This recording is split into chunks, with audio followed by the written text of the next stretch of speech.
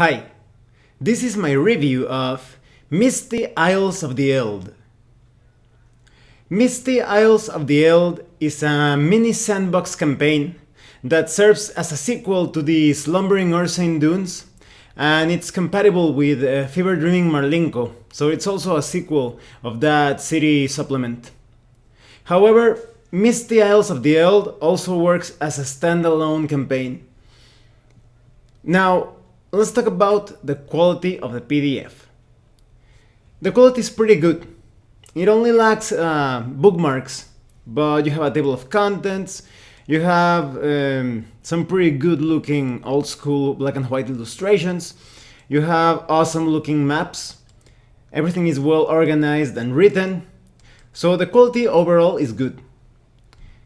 It's also written in the style of the other two modules, so I like it that all three modules maintain a level of consistency. Now let's talk about the contents. The Misty Isles of the Eld is a very dangerous campaign. It's an otherworldly series of adventures that will allow the characters to understand the mysteries behind the weird science of the Eld. They will also understand what happened to the fifth town god from Marlinko, because the Eld have captured that deity and are using him as a sort of like a living battery of sorts. Everything of the Misty Isles of the Eld communicates that sense of weird science, of channeling all sorts of eldritch energies, so that the Eld can shove their base of operations into our side of reality, because as you may remember from the Slumbering Ursine Dunes, the Eld are tearing a hole between their reality and our reality. And as I was telling you, this is a very dangerous place. Characters that are below mid-level will have a very difficult time, so they better prepare themselves by adventuring in the Slumbering Ursine Dunes or some other adventure of your own design, because you really need a somewhat strong party of adventurers. It is recommended that you use a party numbering between 4 and 7 player characters with combined levels of 14 to 20, and you should also take some hirelings, in my opinion, because this is going to be a very dangerous place. This is a campaign for real men and women. You will probably experience a character death or two. Now, the Misty Isles are quite obscure in the sense that you don't know what to expect of them. When you first approach the Misty Isles, they seem quite inviting, almost like a sort of like a pastoral land, really emanating this warmth, so to speak. But as you get closer to the Isles, you will see that everything is disturbingly quiet.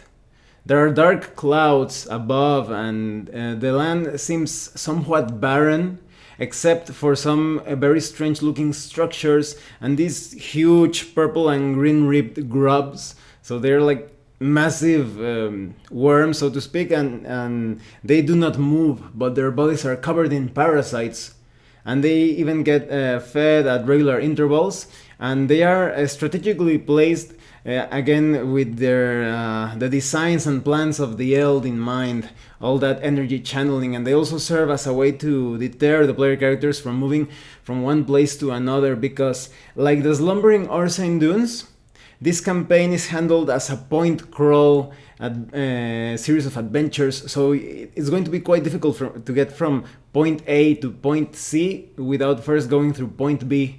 It's not impossible, but it's quite difficult, and that's pretty cool in expressing the danger of the player character situation, in that if they act too recklessly, some points in the map could become heavily guarded, and they will have a very difficult time getting from one place to another.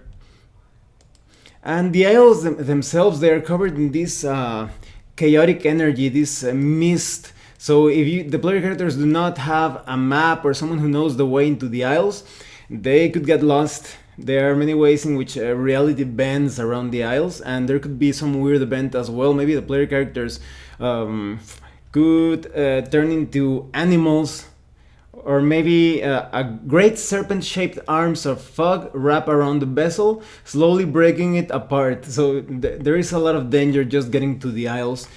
And you get some suggestions on how to get to the Isles, or to get your hands on the information to navigate safely toward that place. And even if you don't use the other two modules, these suggestions are quite handy for your own adventures to find some sort of hook to get the players into the Isles. And the entire area feels somewhat like the base of an evil mastermind. There are patrols, and you have all the details on the military structure of the Eld. And as you may remember from the other adventure modules, the Eld are kind of like extraplanar, arrogant elves with a lot of weird science. So they have an advantage in when it comes to technology. But they also have some very interesting details or quirky characteristics. For example, they feel them like they are above the other races, and so they do not defecate. So that's somewhat funny as well. So this adventure feels, this campaign feels somewhat like a dream, a nightmare at times, and like a very wacky dream or some sort of drug-induced vision. So that's quite nice. It brings a lot of character to the campaign. And you have details on the different non-player characters that you may find, all of their attacks, their personalities. Some are just obviously there to be antagonists. Some others could be open to a bit of negotiation. And all of the random encounters feel quite purposeful, with a purpose, with an objective, to not just be there as an obstacle, but to create a sort of like an adventure seed. And you have the information on the different alert levels. At times this module reminds me a bit of Metal Gear, like the video game Metal Gear Solid, because you may end up attracting too much attention to a point in the map. So there could be like alert levels, alert level 0, 1, 2, and it becomes increasingly dangerous. So it's better to approach things somewhat stealthily, so that you do not call too much attention to different routes, and sometimes it could be almost impossible to get through one place to another because there are too many patrols.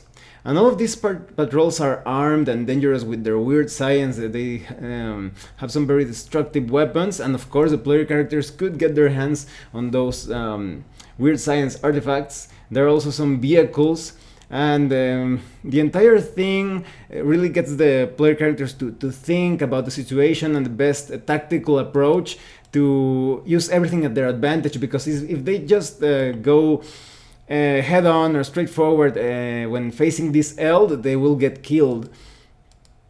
And you have all the different point crawl locations. That is, each point in the map has adventure seeds to further develop, although you have some more specific details on different adventure sites. The entire map feels like completely covered in adventure seeds.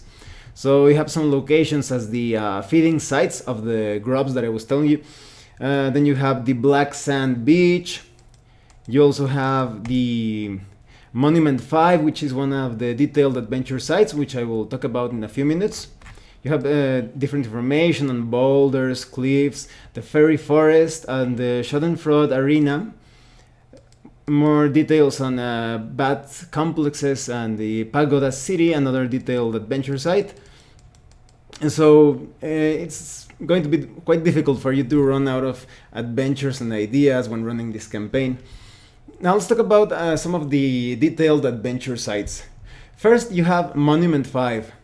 And this feels like somewhat part monolithic, part weird science secret base. And this is a place where they have the town god as a prisoner, or at least a foot of that deity. So if the player characters release that deity, or the foot of the deity, appropriately speaking, they will get a favor from the deity, but it has to be something related to something that a foot can accomplish. So you could call upon the power of that Marlinko god to maybe kick down the wall of a fortress or attack an enemy. But this god is somewhat capricious.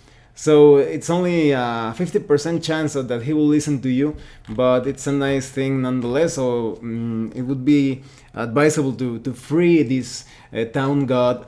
And then you have details on another adventure site, which is the Eld Plantation House, with its foyer, dining room, the boss quarters. And if you search this place carefully, you will find blueprints for another very dangerous and secretive area, which is located in the Pagoda City.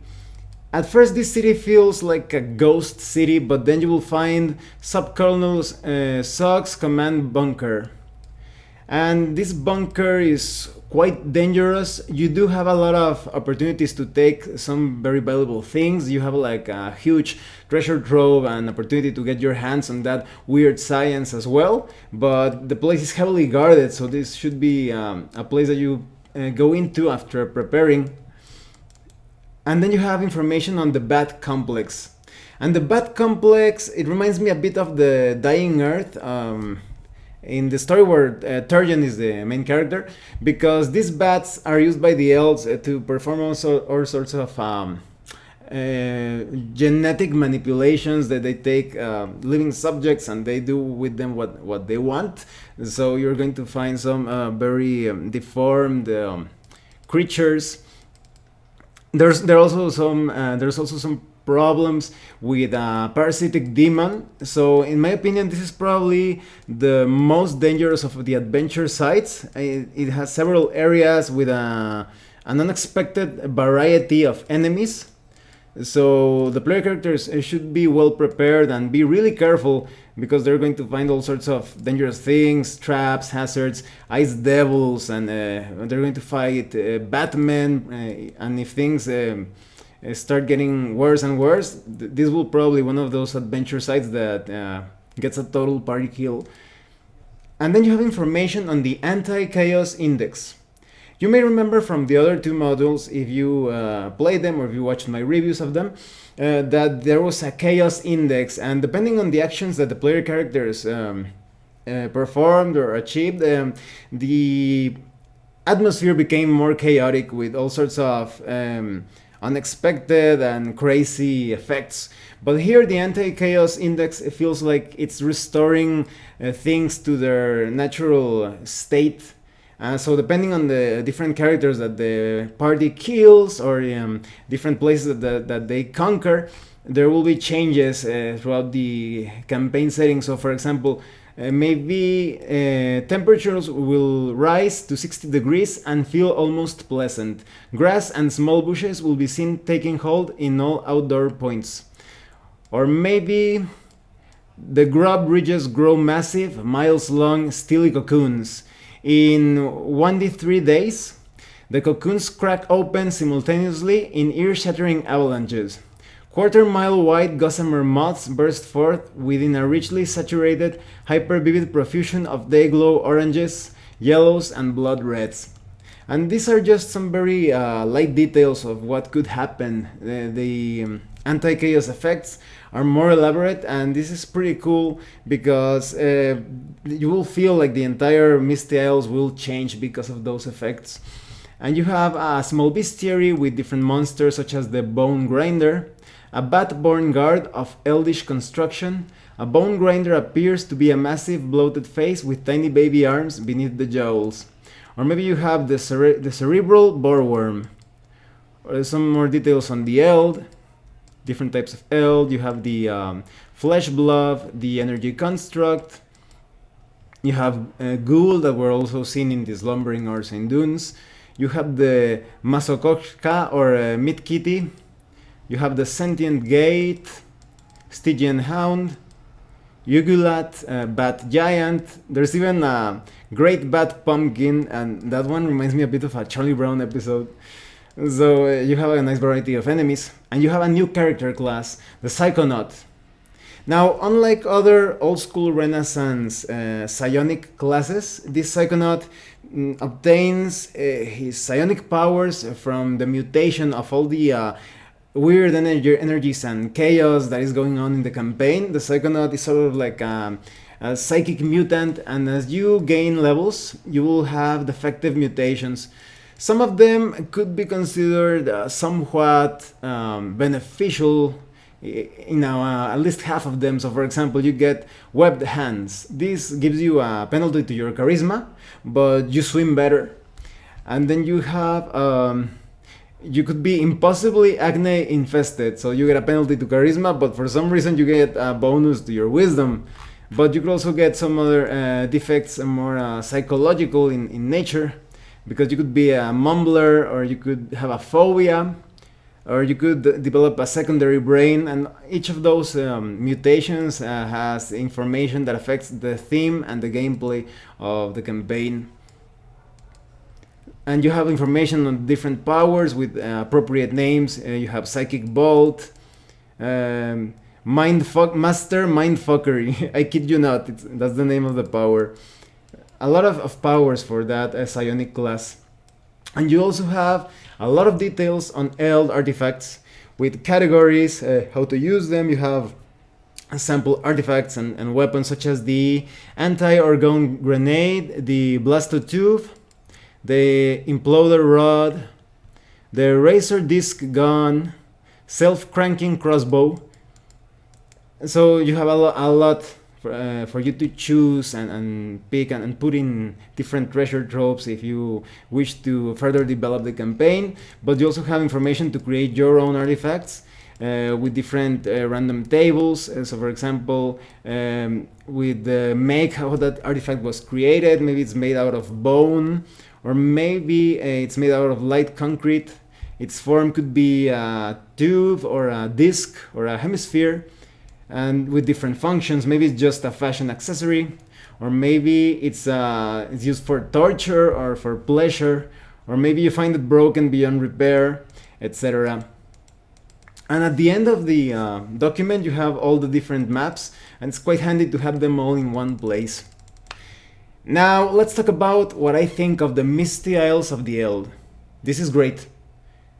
It matches the level of weirdness and coolness of the other two modules of Fever Dreaming Marlinko, the Slumbering Orsine Dunes. What I like the most about this sandbox campaign is the feeling that the player characters will never feel entirely safe. They are in this strange island with most of the inhabitants out there to trying to destroy them. They could get their hands in some pretty cool vehicles and weapons, armor. So at first, I think that the player characters will feel somewhat nervous with the Eld wielding all these crazy gadgets and devices against them. But as they get their hands on different vehicles and weapons, they will start to feel like a really awesome party that is conquering everything. But they shouldn't get cocky. There are many different dangerous places that could kill them quite easily, and enemies, of course. What I also like the most is that it feels like a starting point to something else. Even though this feels like the conclusion of a trilogy, at the same time it feels like it brings the party of adventurers to a different level of gameplay, of adventures. There could be some other mysteries related to the Eld. There could be some other plans. So this not only serves to continue the storyline of the previous two modules, it also serves to begin something else, something unexpected, weird, and awesome. And as a standalone experience, it also works quite well. But I definitely think that this module will truly shine with all its psychedelic glory if you combine it with the other two modules. Well, I really recommend that you get it. Thanks for watching my review. If you have any comments or questions, please let me know. See you later.